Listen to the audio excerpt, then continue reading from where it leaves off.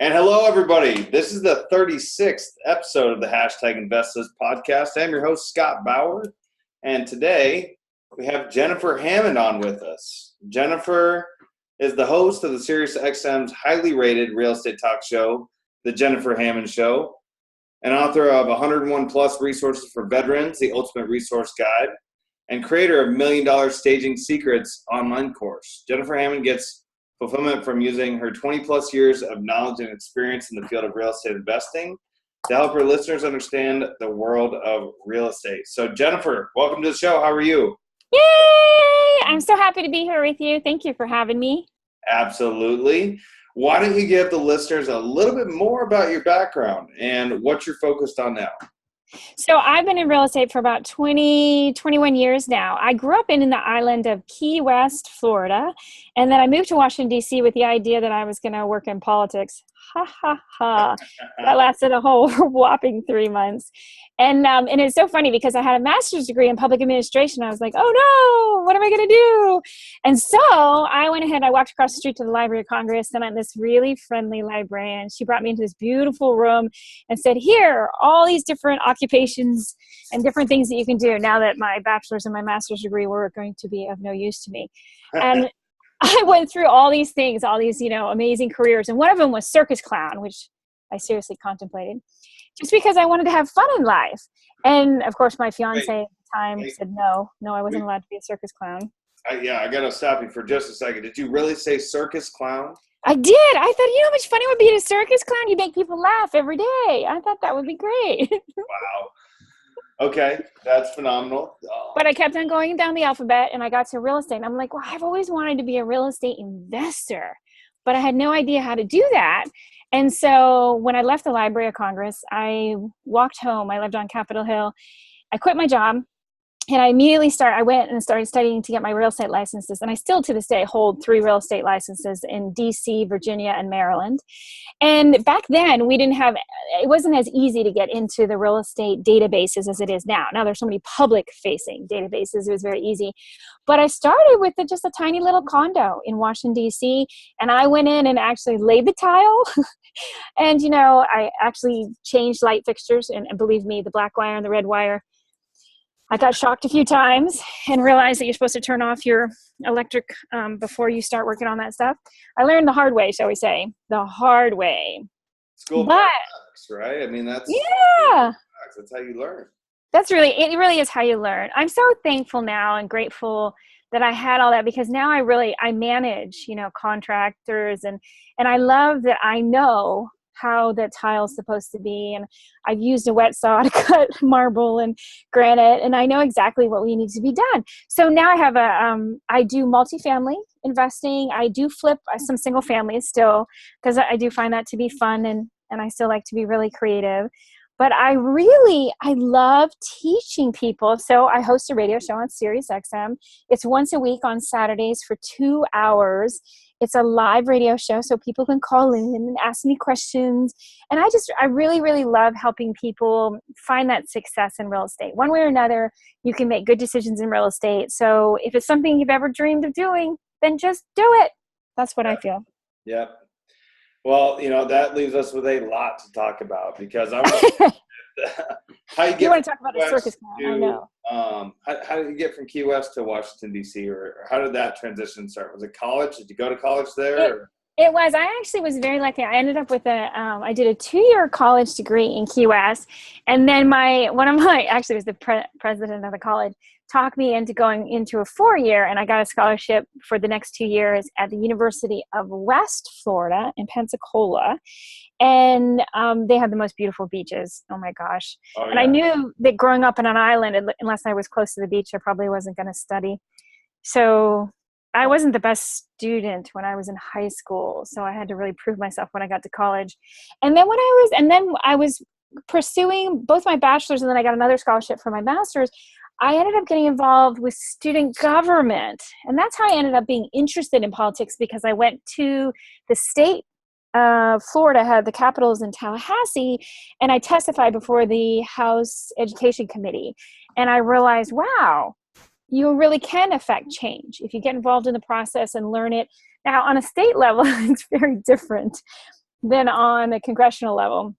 So when I got graduated with my master's, I worked for a state senator in Florida for a little while.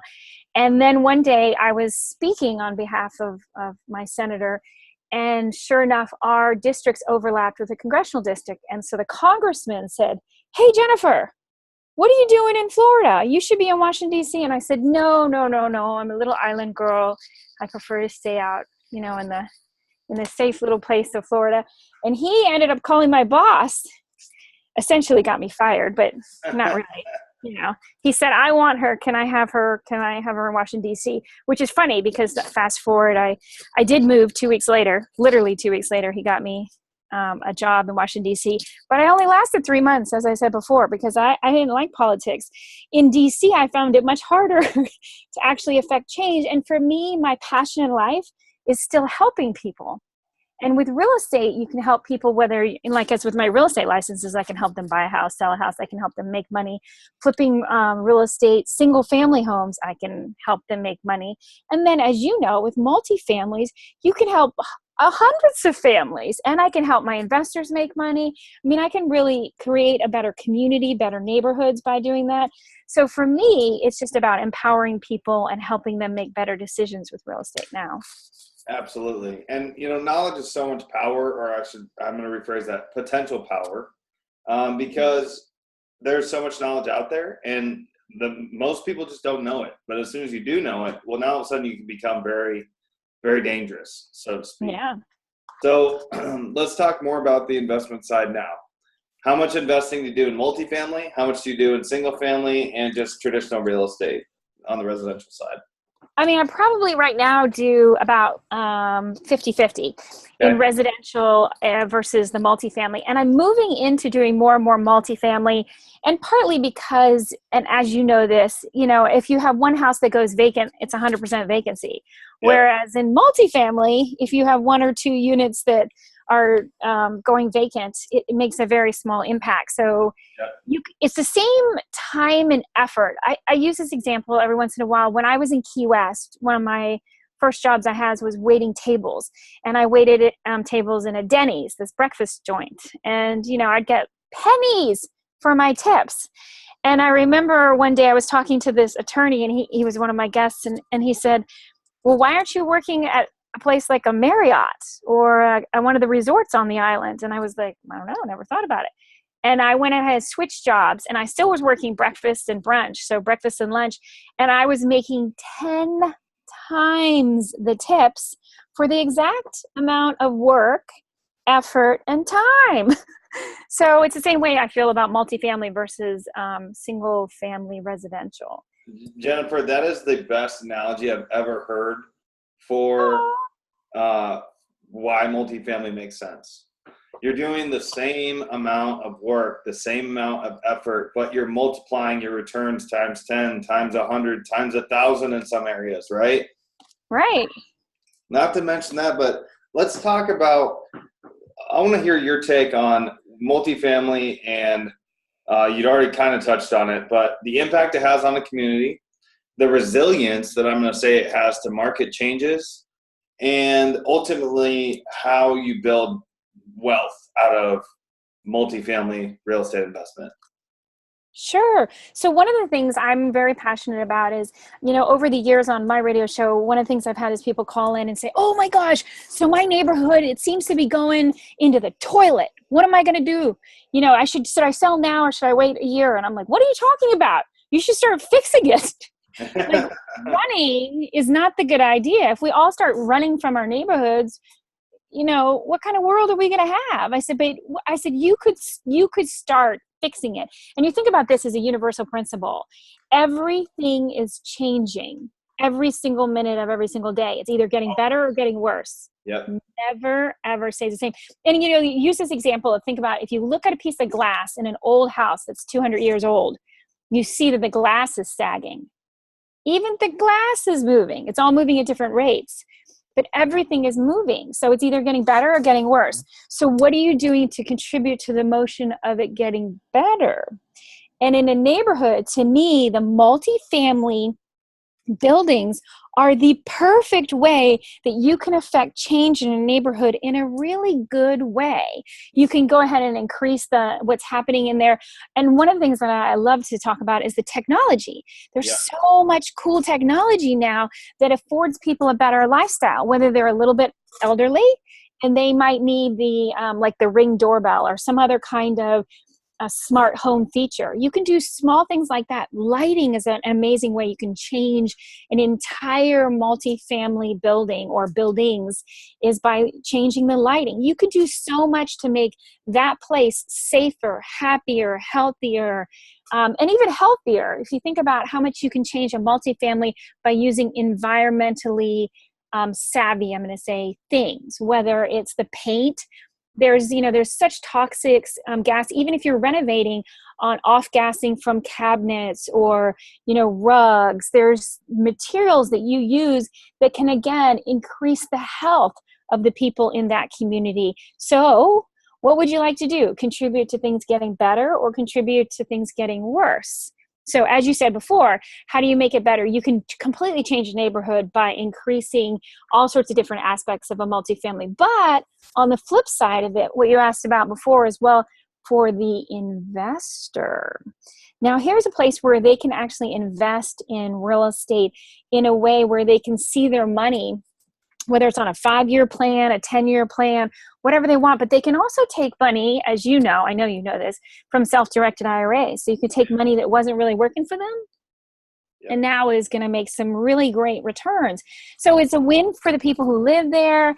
It's a win for your investors. It's a win for the community. It's so many wins. And again, that's part of the thing about real estate investing is it can make such a huge impact, especially in the multifamily area. I mean, I've invested all over the place, but Atlanta, I've seen some incredible changes in the Atlanta neighborhoods. I just had Egypt Sherrard. She's from HGTV. She did Property Virgins, a TV show for a while, and then she did Investor Versions. And it was so fun because they're first-time investors. And she was talking about in the Atlanta area now, it's really tough to find a single-family home where there's a lot of margin if you want to buy it, renovate it, and flip it. Because it used to be super easy, as you know. Now it's not as easy. And even in the multifamily, we used to be able to buy those super easy in Atlanta. Not so easy anymore to find those. But the good news is because everything's improving. It's going in that great upward, healthy, better direction instead of going downward, which is really important. Even if you look at Detroit has changed so much from not only the city, but the suburbs all around it. It's getting better. It's degrees, but getting better. But that's the thing, just like what you're talking about, things are always getting better or they're getting worse. And that's one of the areas, Detroit in particular, that was pretty bad, and it's got a lot of room to improve. So that adds a lot of opportunity for people, right? Yeah, exactly. Now, and people who want social change, if you want to change and you want your parks to get better, you want your city to be involved, you can get community groups to get involved. You can get your churches. Detroit has a really neat, inside the city of Detroit, the mayor has done some amazing stuff for churches that want to buy real estate property as investors and invest in their neighborhoods. They're like a 50% discount. It's a program that went on for years. So find out what also is happening in your community that you can be a part of, because there's motion. Like I said, the motion's either, hey, let's see how we can make it better, or there's motions that's allowing it to deteriorate and get worse. So you can contribute to it getting better. Yeah, which is very impactful. That's for sure. And so from an investor standpoint, I know some of the listeners in my show are single family investors that, flip houses, or that's where they get started. And I think a lot of people, myself being one included, start by flipping houses. And they look at a big apartment complex that's $10 million. And like, there's no way I can't afford that. How could I invest in something like that? So talk about that for just a minute. How can the general person get involved to be an investor in a multifamily project? Well, as you know, it's all about the team. And I talk about an A team. You have to have a team because, and even for me, when I first got into real estate investing, everybody told me, and I mean everybody, all told me I couldn't do it. And partly because I was a woman, partly because I didn't have any family in it. I mean, there was all sorts of reasons, which at the time seemed very logical. So for me, I did it I did it on the down low. I did it totally secret. I didn't tell anybody I was doing it. Just kept really secret, and I wouldn't even ask for help. And that's probably, to me, one of the reasons that slowed down my success. I still had successes, but I kept hiding all my successes because I was sure that the bottom was going to fall out at any moment.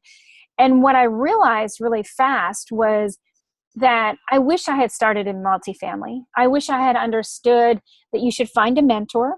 You should have somebody who will help you so that you put together a team that helps you, because you need a whole team. You need an attorney. You need a tax person. You need the management company. You need all of these people to help you to make sure that you're doing it right. But I can tell you, if I could go back 20 years, I would have started in multifamily and not single family homes. And that's just because, again, like my scenario that I said before, my comparison to being a waitress, serving breakfast at a Denny's versus this amazing Marriott Casa Marina resort where I was doing the same amount of work. Honestly, I had a better view because we were waterfront at the Casa Marina Marriott. But it was so interesting, and it's not even called a Marriott anymore, but way back then it was. And I realized that you can do the same amount of effort on a single family as you could in multifamily. So why not? Again, you have to figure out the words, because there's words. You have to figure out how to handle the spreadsheets or get somebody who knows how to handle the spreadsheets. Right. Don't be afraid to ask. People want to help. I want to help. You want to help. You wouldn't be doing this podcast if you didn't like helping people. That's really the whole reason why the podcast ever got started, was strictly to help people, to give free content for people to listen to and have amazing people like yourself on the show that could give information to the listeners. And that's, we've grown a ton, and that's what we're doing. And so it is exactly about that. And you also brought up a good point about the view, because the view, whether it's the restaurant that you worked at or the type of real estate investment, it's just a view. So if your view is that single family is the only way that you can make any money, that's one scope. That's one lens that you look through. If you look through another lens and you look at multifamily and how you can make money doing that, it's another lens. It's another view. And so I think that's a good point to bring up. Well, and something you also said about the view that I think is really important is also the safety part of that. Because your viewpoint, your mindset might be also that, I can only be safe if I do single family because I'm only at risk of blah, blah, blah. Well, you could take that same amount of money and put it in a multifamily, and again, end up with amazing, better returns than you did with the single family.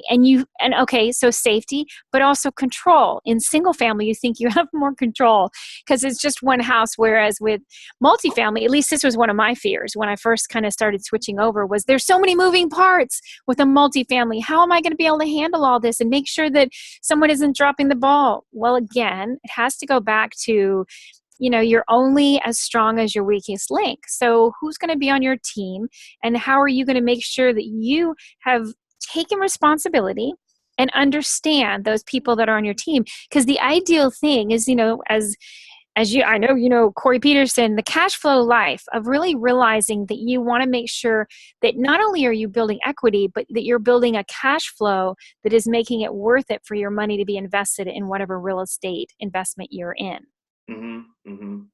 And once again, it goes back to the team. That's how you're able to accomplish all these things. I know I participated in a 120 unit multifamily project in Kentucky, and I'm in Phoenix. That would never have been able to be possible had the team not been there to support it. And now, not only that, but I have an 18 unit here in Phoenix that we're under contract with. And once again, it's all about the team. It's the contractor's team. It's the attorney. It's my partner in the deal who's more of the numbers guy. I understand the numbers, but I'm best suited going out and talking to the sellers, talking to investors, talking to people about this opportunity. And so without having all those people involved, you just can't do it. And so that's a cool thing about it. Plus, it's way more fun to do deals and to put deals together with other people and not just by yourself. Yeah. I mean, that's the thing is it's more fun to have people to play with, and it's more fun to be able to trust, and you can trust again. Cause I know we've all been burned. We've all had somebody promise something and then not do what they promised. Mm-hmm. We've all had that betrayal that, sometimes you can live in the past and be like, no, I don't want to ever be vulnerable again. I don't ever want, somebody to take advantage of my money or whatnot. But the thing is it's really about education and the knowledge that yourself, so that you're not afraid. Breaking through that fear, one, it starts with the mindset, but two is all about understanding and really clearing any confusions you have to the point where you have a certainty on your understanding on different aspects of it. And again, that you've put together a team where your certainty is my lawyer knows what needs to get done, my accountant knows what needs to be done, my management team knows what needs to be done. And you can put it all together and you're confident that you're going to be safe. Yes, absolutely. And so let's talk about the being safe part a little bit more when it comes to multifamily, because when the markets change and something happens, I really personally don't believe that we're going to have, another massive correction as we saw in 08, 09. That's just 100, that happens every 100 years, right? But something is going to change, whether that's interest rates start to really spike up or we go to war with somebody or something massive happens, who knows? But something will change. If you have a single family house and it's rented and now all of a sudden your renter can't make their payment anymore, you're at $0 of income. Whereas 100 units, even if the markets go down, yeah, you're going to lose some tenants that can't make their payments anymore. But a lot of people actually flee to apartments because they get kicked out of their house, which actually makes your position as an apartment owner that much better, right? Right. So, I just think so many people don't know about how amazing apartments are. Well, and with that point, to your point, though, also the things that happen in life, you talk about the correction, but the other minor, we want to call it more small tragedies are, say a tenant all of a sudden ends up having a terrible illness, a terminal illness, or having a disability. So somewhere down the line, they may get their disability and this or that, but they also may just still live in your house and not pay rent. And, the eviction, depending on what state you're in and whatnot, if it's a single family home, this could really be devastating to your bottom line as far as your profits, your cash flow, all of those things, because again, all of it is tied up in a single family, one unit. And, you have to remember the power of team is also the power of multiple units, because if you only have one truly is the loneliest number and can be the dangerous number for you. So. Yes, absolutely. Well, you know what, Jennifer, that you've been amazing talking about. I really, really like, your analogy. That's, like I said, the best analogy I've ever heard with regards to your, if you're working at a restaurant, you work at the local restaurant that doesn't have that much business or isn't very busy. If you go work at another restaurant that has a ton of business, you're going to do the same amount of work, but you're going to get paid a lot more, right? So. Yep. That's massive, and just kind of your journey going from Key West to going all the way into Washington, D.C., which is a very drastic change, to say the least. And just the power of multifamily investment. I appreciate you sharing that knowledge, but I think that's a good segue into our lightning round. Are you ready for a lightning round? I'm ready. All right. What is your #InvestThis tip to keep our listeners moving forward? I'm sorry, say that again. You're what? The #InvestThis tip. So what's the best tip you can give for our investors or the listeners of the podcast to keep them moving forward? Build your A team and you will find success. Okay. That's definitely a very important part that we've talked about. Mm-hmm. Do you have a favorite book that you've ever read? And what has the impact of that book been? So one of my favorite books is a little book called Go for No. Yes is the destination. No is how you get there. Yes. And I think it's such a fun little book. It's a tiny little book, but I read it from time to time. I read little bits and pieces of it because we are so conditioned that we don't like rejection. And yet when we're trying to figure something out, if we just got all yeses, we're not really going to learn, and we're not going to have that education that will allow us the success that we want to find in this lifetime. So Go for No is a great book. It's by Richard Fenton and Andrea Walsh. Appreciate you sharing that. I've never heard of the book before, but that's the principle that I learned how to sell on is go for no, because if you cross out all the no's, the only thing left is a yes. That's right. That's it. Thank you for sharing that. Who's giving you the best advice, and what has that impact been for you? So one of the best pieces of advice I got was from Jack Canfield. He's author of Chicken Soup for the Soul. And one of the things that he said is make sure that you're centered on your purpose this lifetime. Whatever you decide to do, whether it's real estate, radio, podcast, whatever you do, make sure you're centered on what you came this lifetime to do. And to me, that's also one of the reasons that when I focused on that with real estate, it became so easy. And quite frankly, I just ended up making so much money so fast because for me, I love to bring smiles. When I've asked what's my superpower, I would say it's to help other people smile. And I think that in real estate, when you're helping each aspect and each party that's in a real estate transaction find a little bit happier of a place, everyone smiles. That's huge. That is huge. Being centered on anything that you're doing is so important. We are here for such a short amount of time on this earth. We get one go around. So pick what you're doing, stay centered on it. And, thank you for sharing that. Sure. How do you like to give back? Of course, with all the success that everybody has, we're so blessed to be here doing the things that we're doing.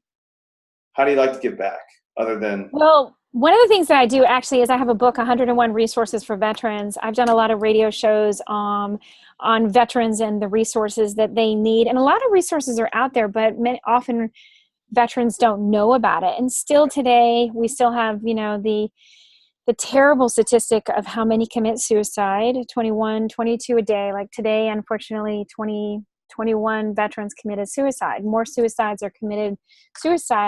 in the United States by veterans than overseas in all of our wars.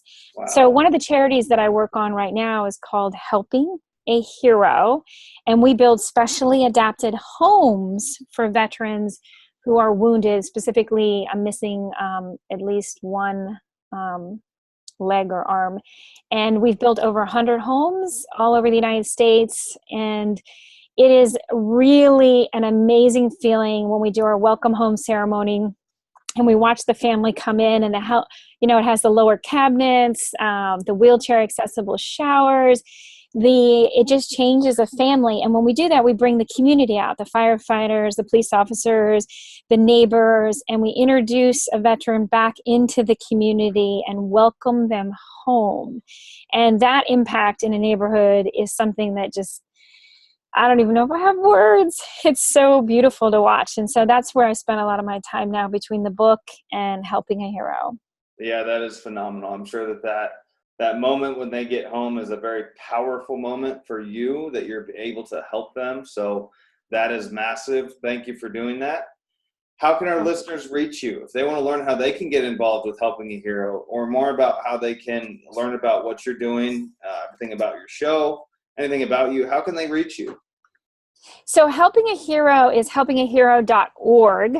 So helpingahero.org. And then my website is Jennifer H Realty. So Jennifer and then H for Hammond Realty. Oh, sorry. It's Jennifer H Realty is the social media, and we changed the website. The website is jenniferhammond.us, like the United States of America. jenniferhammond.us. So for the social media, it's Jennifer H Realty. And then on SiriusXM, you can find me every Saturday. Well, actually, if you have the SiriusXM app, you can listen to me anytime. But also, if you want to listen to me live, it's Saturday mornings from 7 a.m. to 9 a.m. And then it replays several times on channel 126. And it's called The Jennifer Hammond Show. Awesome. Sounds great. I really appreciate you being here today, and we'll make sure to include all that into the show notes so the listeners know where to reach you. Jennifer, thank you so much. I hope you have a great day today and you keep crushing it, and we'll talk to you real soon. Thank you so much. It's been such a pleasure. Thanks for having me on the show. All right, Jennifer. Bye-bye. Bye.